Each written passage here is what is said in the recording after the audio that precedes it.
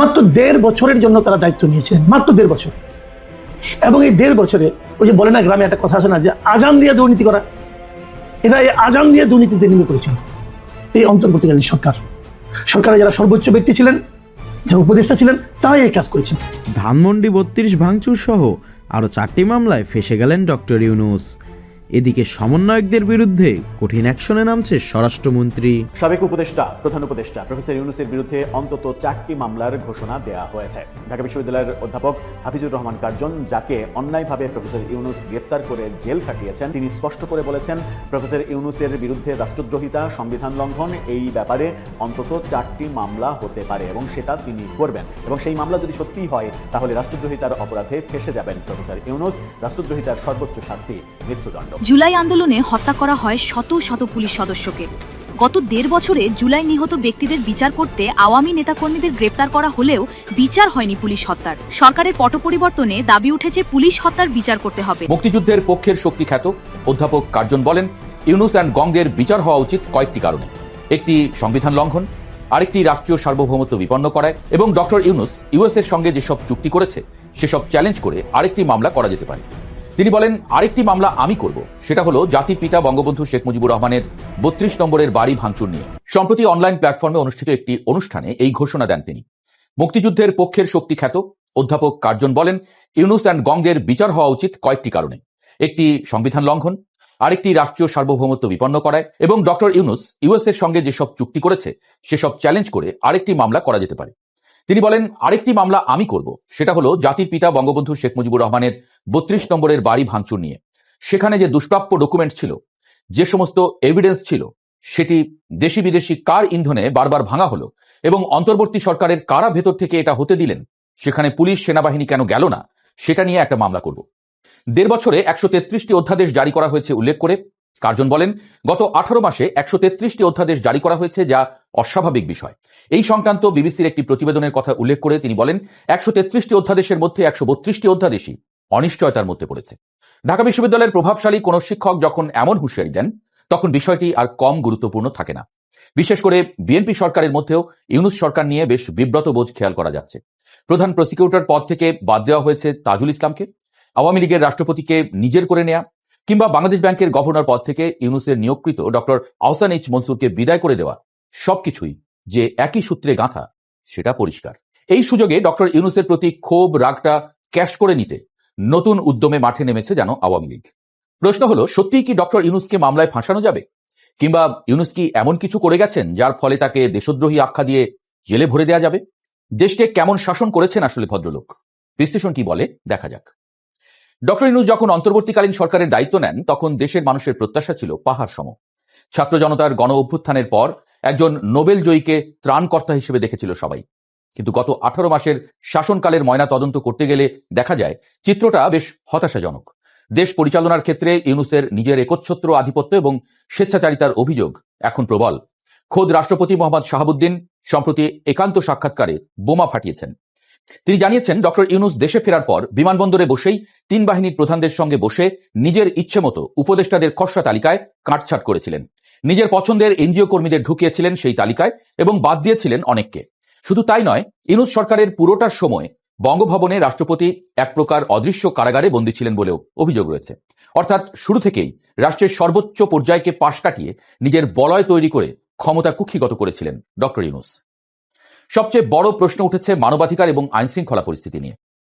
যে ছাত্র জনতার রক্তের উপর দিয়ে এই সরকার ক্ষমতায় এসেছিল, সেই মানুষের জীবনের নিরাপত্তাই তারা দিতে পারেননি। বিশ্লেষকদের মতে গত 1.5 বছরে দেশে মবক্রেসি বা উন্মত্ত জনতার শাসন কায়েম হয়েছিল।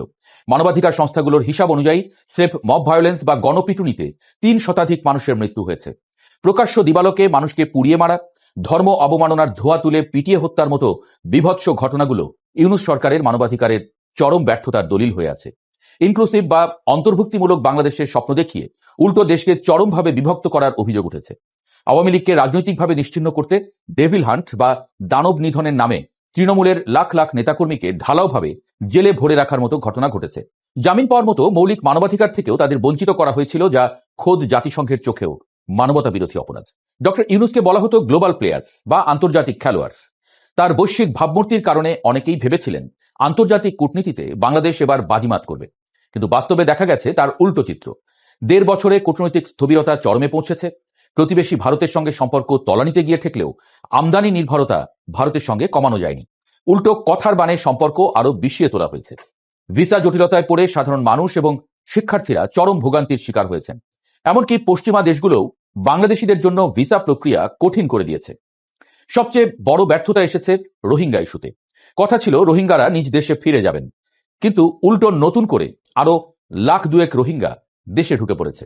আরাকান আর্মির আগ্রাসন এবং সীমান্তে চরম নিরাপত্তাহীনতা প্রমাণ করে আন্তর্জাতিক অঙ্গনে ডক্টর ইউনূস কতটা প্রভাবহীন ছিলেন। অর্থনৈতিক খাতে কিছুটা শৃঙ্খলা ফেরানোর সাময়িক কৃতিত্ব হয়তো এই সরকার পাবে। রেমিটেন্স প্রবাহ বেড়েছে।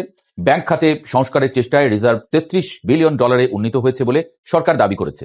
কিন্তু মুদ্রার উল্টোপিঠও বড্ড ভয়ঙ্কর।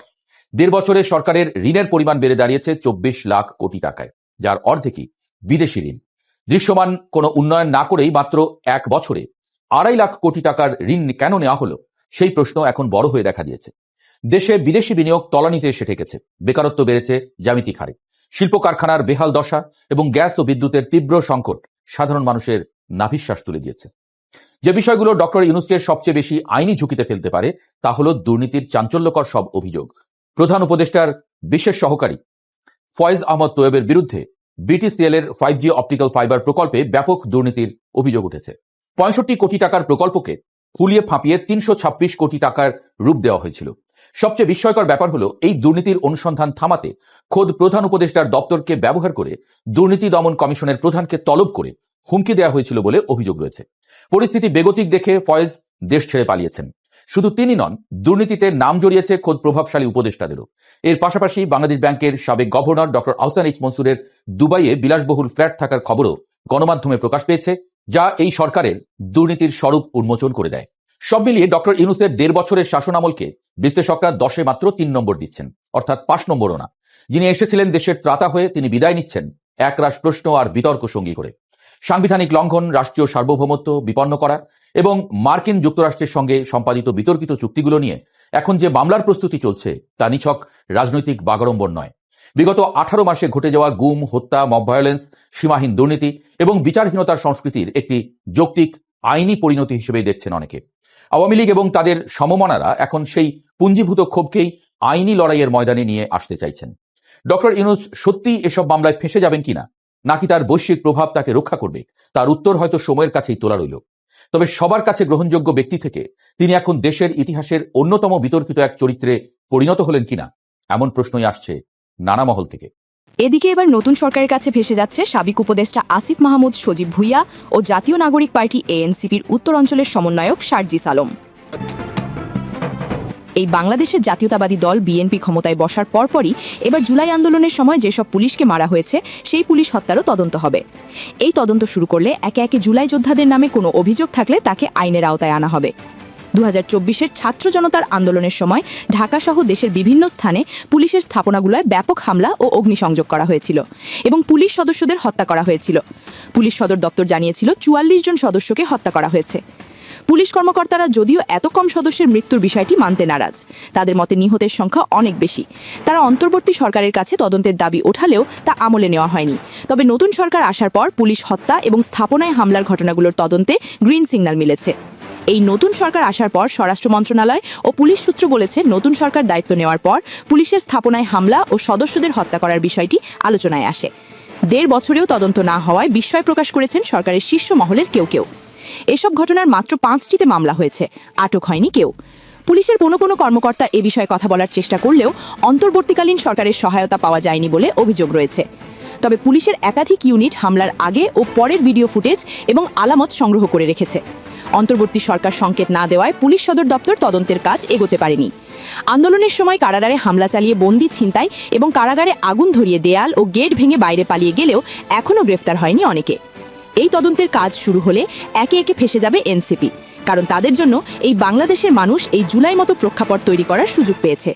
কিন্তু প্রশ্ন হলো, যেখানে জুলাই আন্দোলনের সময় যারা নিজের জীবন বাজি দিয়ে ক্ষমতাচ্যুত শেখ হাসিনাকে দেশ থেকে তাড়িয়ে দিয়েছে, সেই সব নিহতদের আসামিদের বিচার নিশ্চিত না করে হঠাৎ কেন পুলিশ হত্যার বিচার শুরু করার মতো গ্রিন সিগন্যাল দেওয়া হচ্ছে সরকারের পক্ষ থেকে?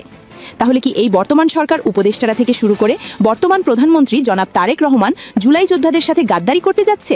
এমন নানান প্রশ্নের জন্ম দিচ্ছে রাজনৈতিক অঙ্গনে। এই সরকারের প্রতি এই জুলাই যোদ্ধাদের আশা ছিল তারা ক্ষমতায় এলে জুলাই সনদ বাস্তবায়ন হবে, সেই সাথে সংবিধান সংস্কার হবে, কিন্তু সে বিষয়ে কোনো কথাই বলছে না বর্তমান সরকার থেকে উপদেষ্টারা। অন্তর্বর্তীকালীন সরকার বিদায় নিয়েছে, এখনো 2 সপ্তাহ হয়নি, কিন্তু এরই মধ্যে এই সরকারের বিভিন্ন উপদেষ্টা যারা ছিলেন, খুব পাওয়ারফুল উপদেষ্টা যারা ছিলেন, তাদের বিরুদ্ধে শত শত দুর্নীতির অভিযোগ দুর্নীতি দমন কমিশনের কাছে জমা পড়ছে, অলরেডি পড়েছে, আরও আসছে। এবং দুর্নীতি দমন কমিশনের একাধিক কর্মকর্তা এই কথা স্বীকার করেছেন যে এই অভিযোগের চেহারা দেখে তাদের মনে হচ্ছে এটাকে রেকর্ড হতে যাচ্ছে। মানে এত বেশি অভিযোগ এত অল্প সময়ে এর আগে কোনো সরকারের বিরুদ্ধে আসেনি। মাত্র 1.5 বছরের জন্য তারা দায়িত্ব নিয়েছিলেন, মাত্র 1.5 বছর।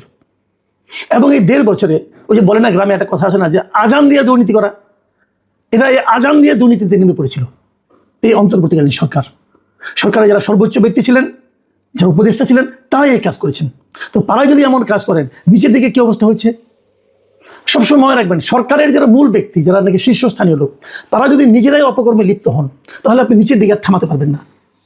এখন উপরের দিকে যেটা হয়েছে বলে আমরা এরই মধ্যে খবর পাচ্ছি, নিচের দিকের প্রকৃত চেহারা যে কি সেটা জনগণ জানে। জনগণের শরীরের উপর দিয়ে গেছে সেই দুর্নীতিটা, চাপটা, কাজে মানুষ জানে কি ভয়ঙ্কর পরিস্থিতি সৃষ্টি করেছিল এই অন্তর্বর্তীকালীন সরকার ডক্টর ইউনূসের নেতৃত্বে।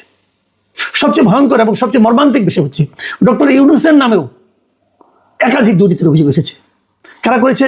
তার যে গ্রামীণ টেলিকম, যেটা তাদের মূল আয়ের উৎস, গ্রামীণ টেলিকমের টাকা দিয়ে কিন্তু গ্রামীণের অন্য অনেক কিছু চলে।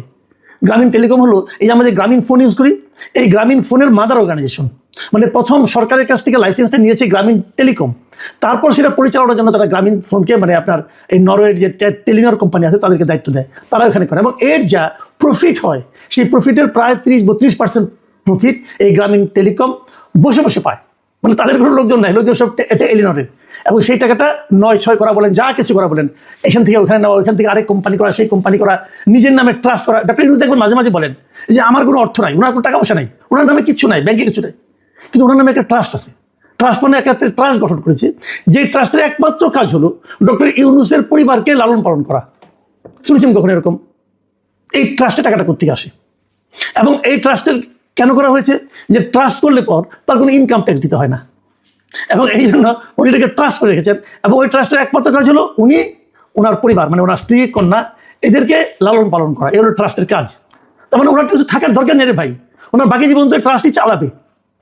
এই হলো ডক্টর ইউনূস। এবং সেখানে কি কি বলা হয়েছে, যে কীভাবে সেই গ্রামীণ একটা ট্রাস্ট করছে, করে গ্রামীণ কল্যাণ, গ্রামীণ টেলিকমের টাকা অর্থ আত্মসাৎ করেছে, তার ডিটেল বিবরণ দিয়ে তারা কিন্তু দুদকের কাছে অভিযোগটা করেছে।